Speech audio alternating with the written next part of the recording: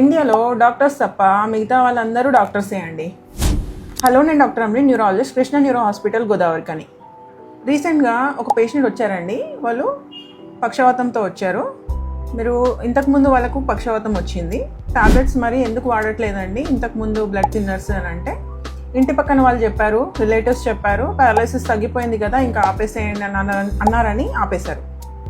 So ఒక్కసారి stroke వచ్చిందంటే life long blood thinners వాడాలండి, దానివల్ల రీస్ట్రోక్స్ వస్తాయి. ఇంకా పేషెంట్స్కి బీపీ షుగర్ వచ్చిందని చెప్తే ఒక్కసారి BP tablet sugar tablet start చేస్తే లైఫ్ లాంగ్ వాడాల్సి వస్తుందని అని చెప్పి వాడట్లేదు. మళ్ళీ పొద్దున్నే చాయ్లు, బిస్కెట్లు, తోసులు, ఈవినింగ్ మిర్చీలు, బజ్జీలు, ఆయిలీ ఫుడ్, ఆల్కహాల్, స్మోకింగ్ చేస్తారు. వెయిట్ మేనేజ్మెంట్ చేయరు, వాకింగ్ చేయమంటే చేయరు.